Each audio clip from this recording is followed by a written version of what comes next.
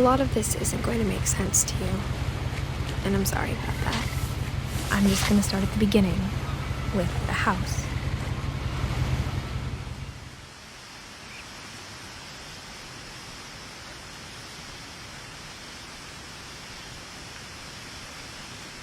Someone had put up a chain link fence, but it looked like I wasn't the first person to hop it. My brother Milton disappeared when I was 4. It was like the house just swallowed him up.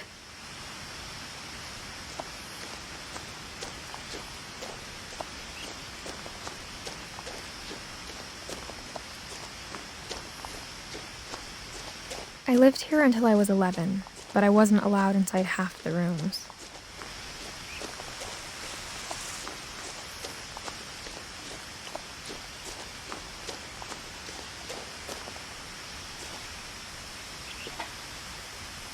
Inside the mailbox were bills from 7 years ago, marked urgent, open immediately.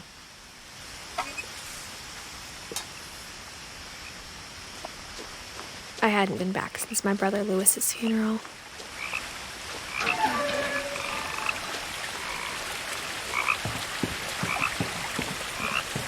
In her will, my mother left me a key, but didn't tell me what it unlocked. Maybe she thought I'd know, or she thought that the mystery would be enough to bring me back.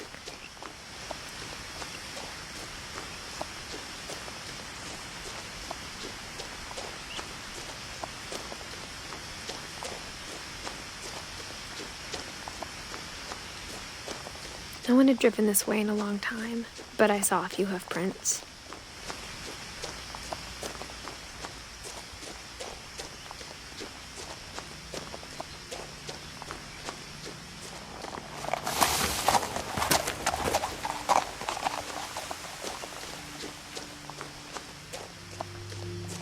The truth is, even after I inherited the house, I never thought I'd come back to it. But now I had questions about my family that only the house knew the answers to. The house was exactly like I remembered it, the way I'd been dreaming about it.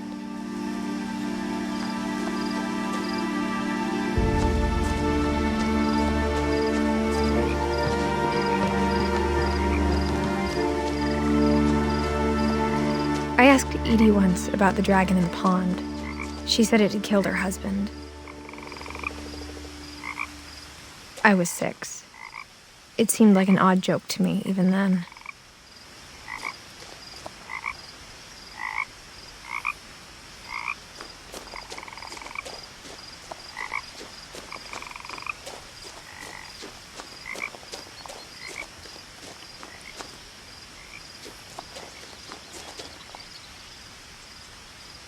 As a child, the house made me uncomfortable in a way I couldn't put into words. Now, as a 17-year-old, I knew exactly what those words were. I was afraid of the house.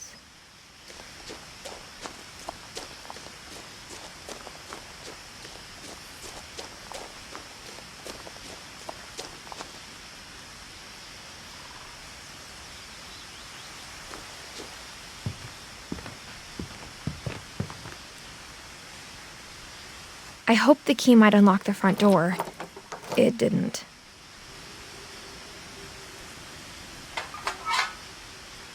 Looking in, I felt like the house itself had been waiting for me.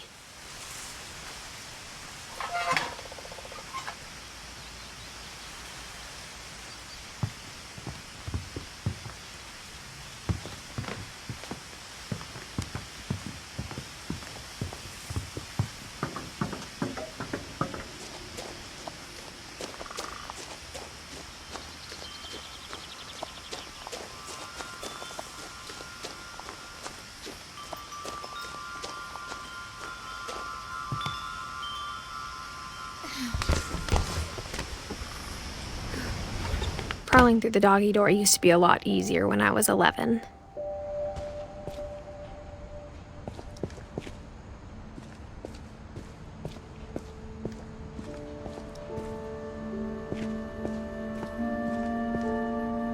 The power had been turned off the night we left. For the first time in years, I felt like I was home.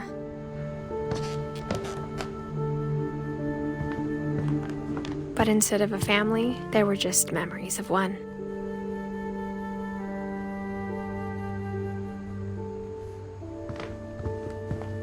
Like how only one restaurant would deliver to our house, so we had Chinese a lot.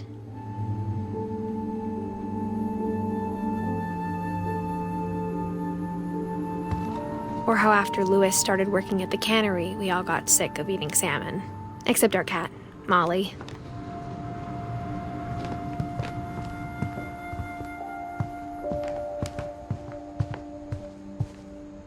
The table was still a wreck from the night we left. It was like a bomb had gone off, killing everyone but sparing the furniture.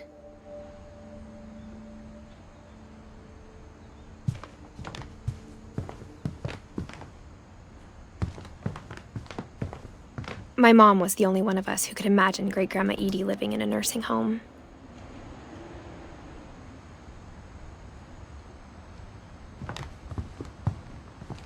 Nothing in the house looked abnormal. There was just too much of it, like a smile with too many teeth. Even the fireplace had a story. Edie told me the bricks came from the original house, after it sank.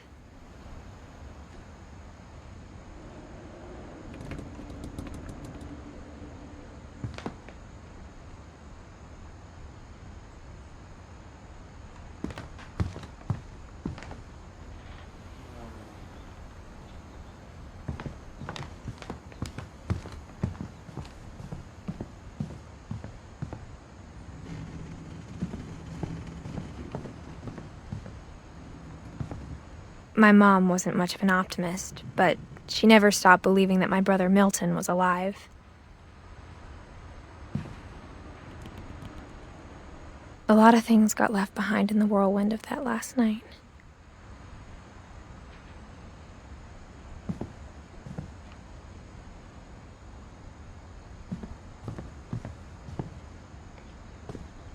After Milton disappeared, Mom sealed up all the bedrooms. Then Edie retaliated and drilled peepholes.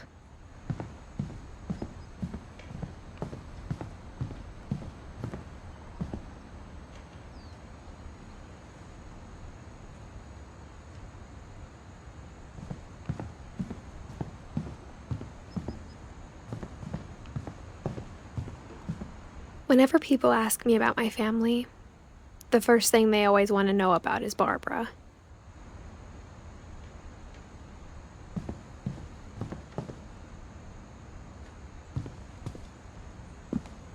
Mom must have locked the third floor stairs on the night we left.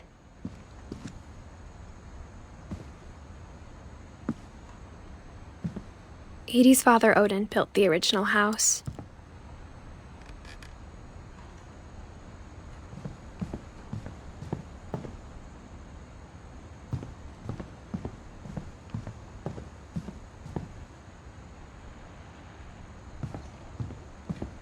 I spent a lot of time playing in Great Uncle Walter's room.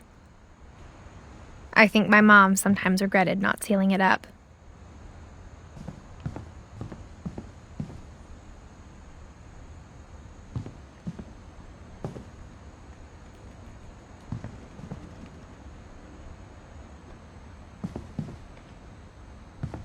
Louis told me there were secret passages, but I never believed him.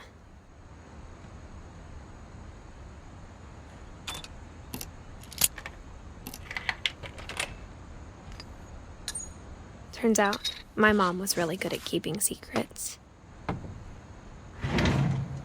Now it was time to find out what my mom had been afraid of.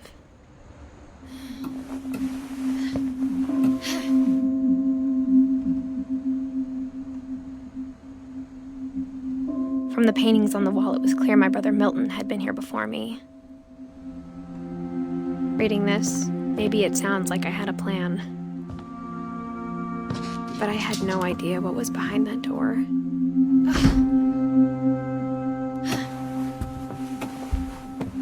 Just like I had no idea where all this was gonna lead.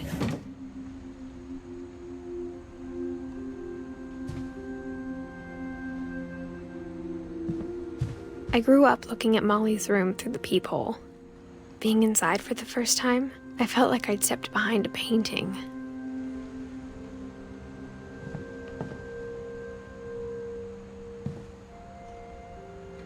Molly's gerbil had a tiny bedroom with its own even tinier gerbil cage.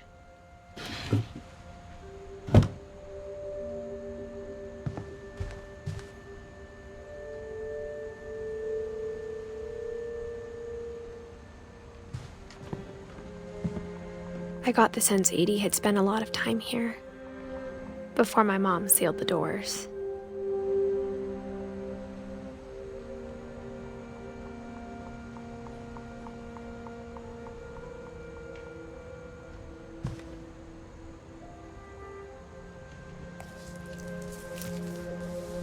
December 13th, 1947. Dear Diary, I'll be gone soon, but I wanted to tell somebody about what's gonna happen. It started when Mom sent me to bed without dinner. I woke up and I was starving, so I looked around for something to eat. The gerbil food was dry, but I didn't mind it.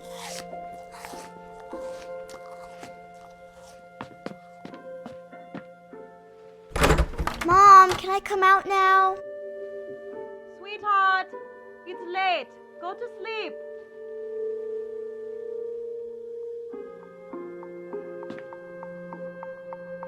My Halloween candy was all gone.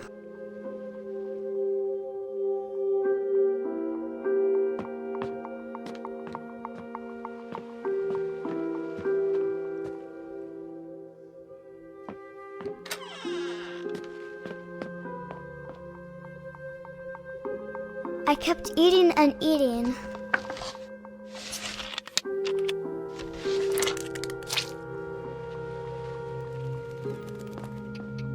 I ate a lot of things that night.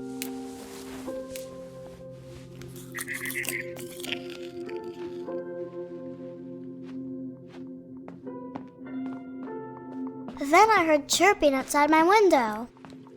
It was a barn swallow going back to her nest. I reached out for her.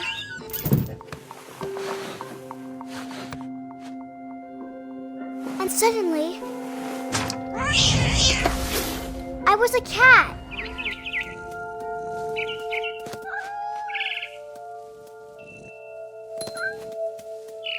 I tried to be quiet, but the bird was really scared.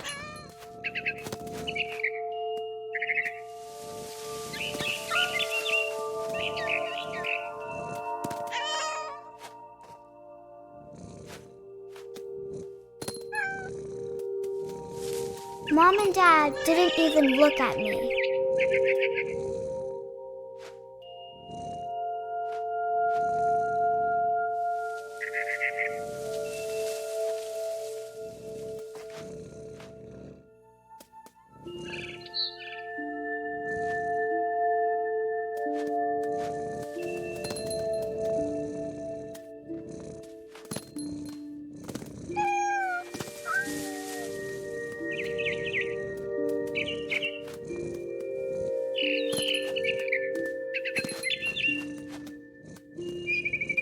I jumped and I almost got her.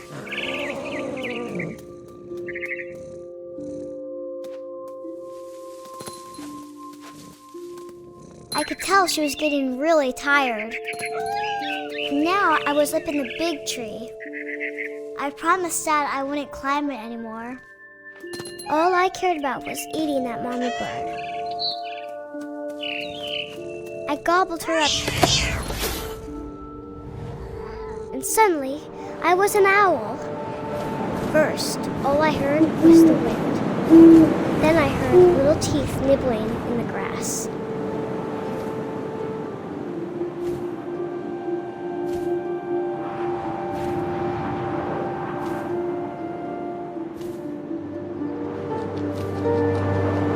Rabbits.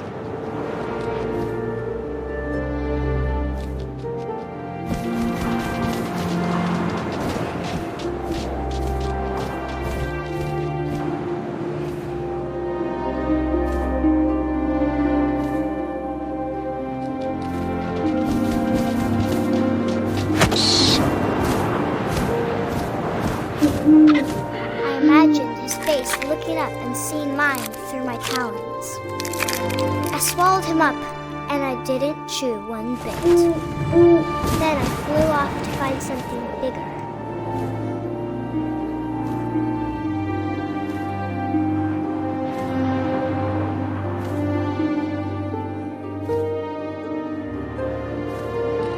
A mama rabbit.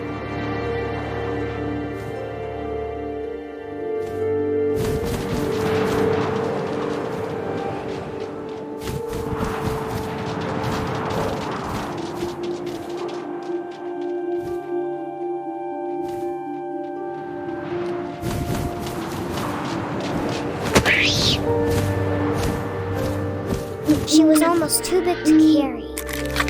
I started choking, but I couldn't stop eating. And suddenly, I was a shark.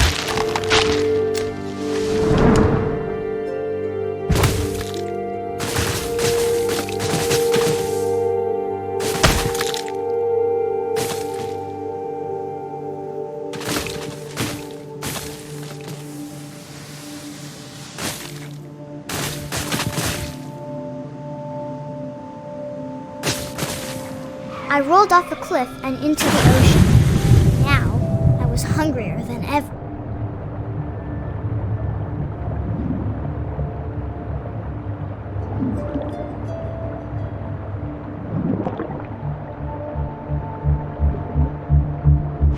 I wanted fat, juicy seals.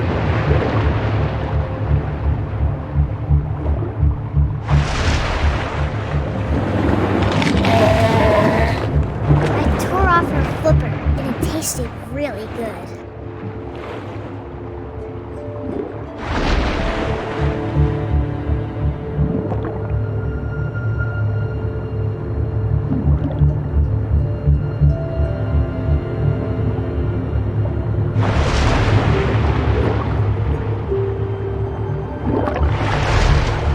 I grabbed on tight.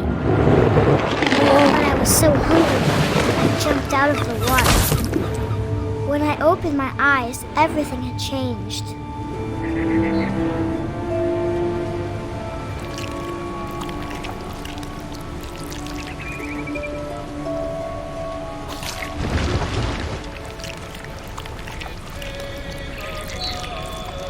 Now I was a monster, and I smelled people everywhere.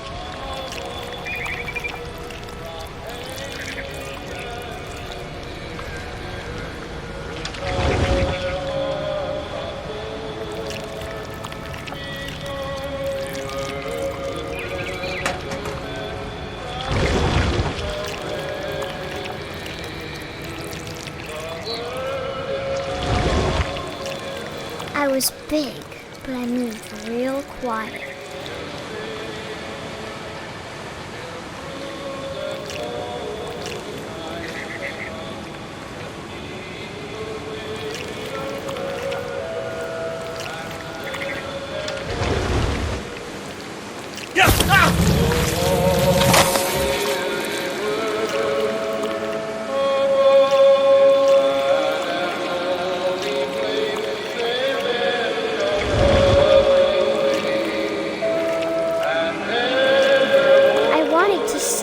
But also, I didn't.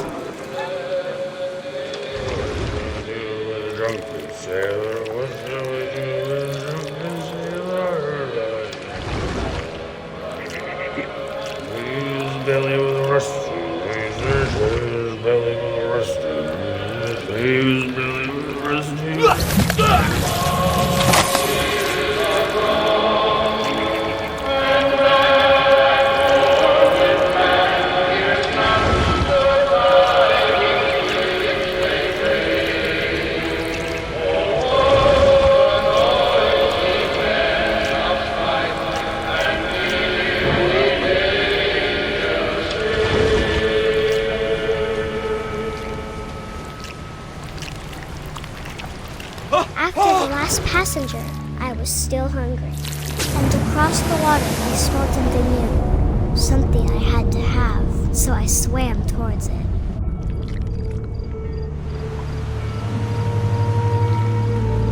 I slithered onto the sand. and the good smell went into an old pipe.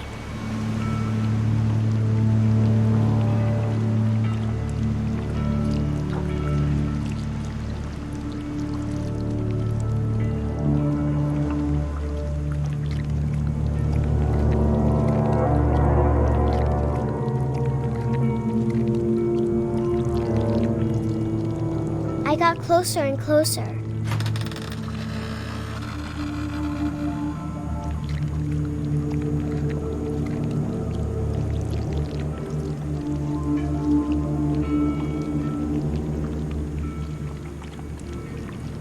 All of my stomach started growling. And suddenly, I was me again. I held my breath for a long time, but I couldn't hear anything. I think it's waiting for me to fall asleep. But it's not going to wait much longer. It needs to feed, and we both know I will be delicious.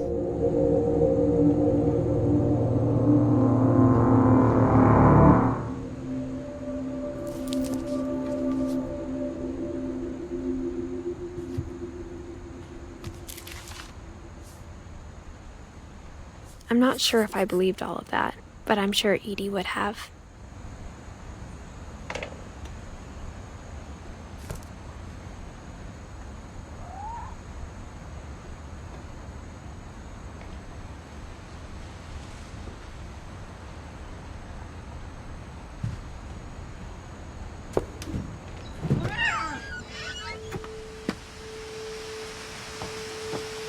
This will be obvious later, but my mom never told me any of these stories.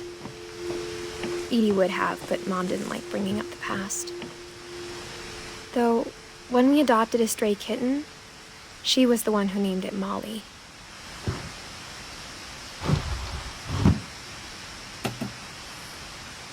I spent a lot of time in Great-Grandma Edie's room. We got along, and it was a good place to hide from my mom. When Edie told people Sven was killed by a dragon, she could also have said he was building a dragon-shaped slide that collapsed. She could have, but she didn't.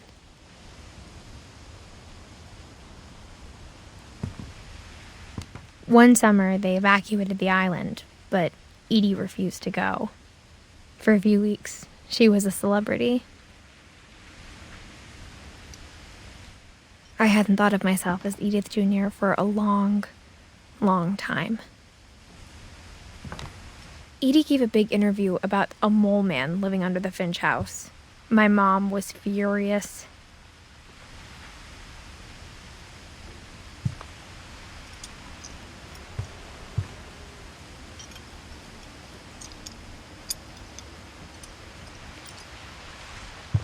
Edie knit me a new pair of gloves every year, just in time to replace the old ones. Louis died a week before we left, but Edie had already started to memorialize him.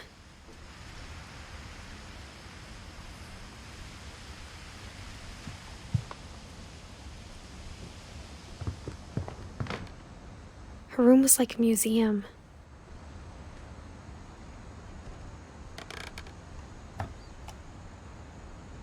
For 500 years, the Finches have been famous throughout Norway for their fortune and misfortune. Odin Finch buries the latest victims of the family curse, his wife Ingeborg and their newborn son, Johan.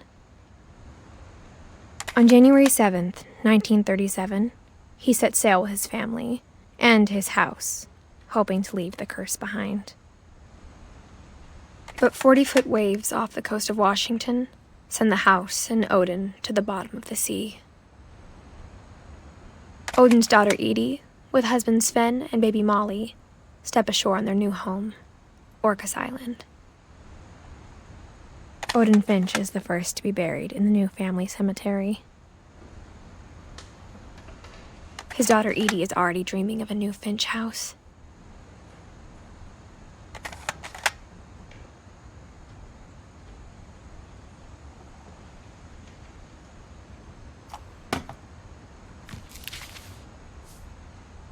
Whatever's wrong with this family, it goes back a long ways.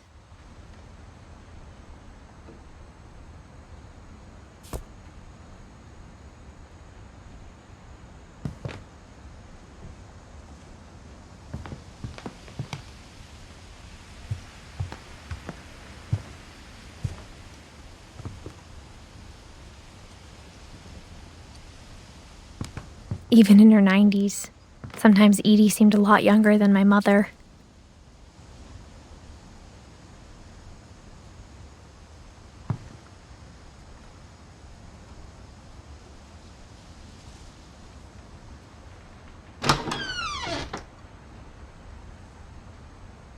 The only trace Grandpa Sam's first wife, Kay, left on the house was the pink bathroom. It was a pretty big trace.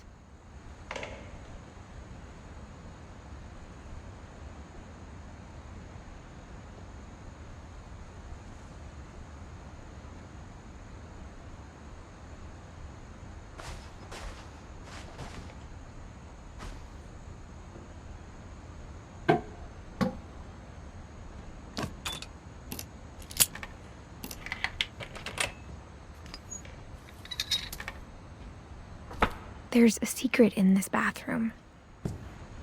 It's in the last place you would look. It isn't in the cupboard. It's hidden in this book.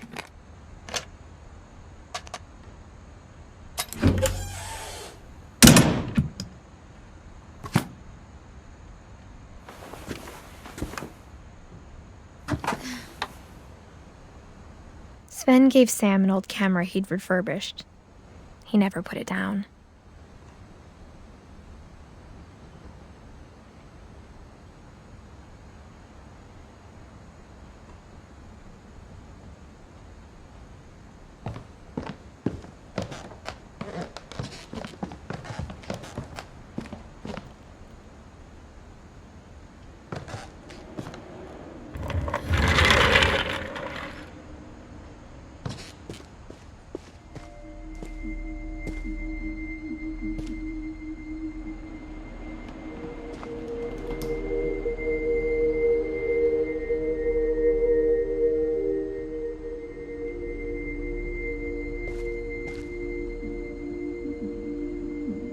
I knew Grandpa Sam had a twin.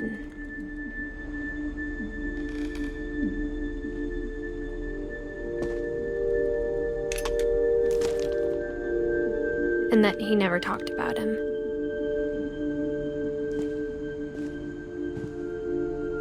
I guess my grandpa didn't like history any more than my mom did.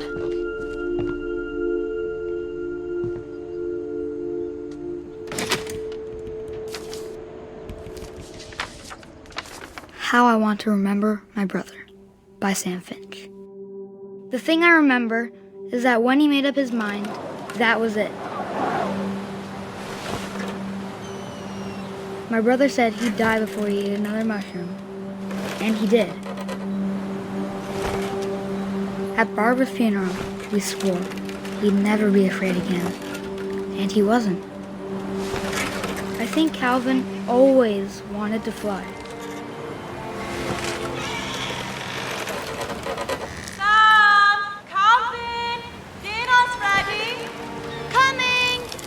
But that day, he finally made up his mind to do it. I told him going around was impossible. Maybe if I hadn't said that.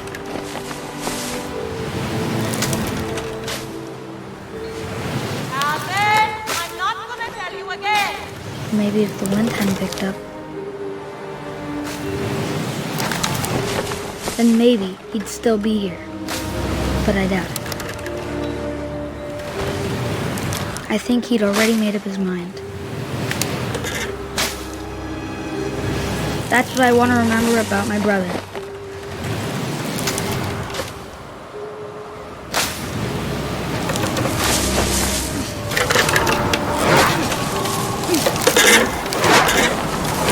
That's the day he made up his mind to fly. And he did.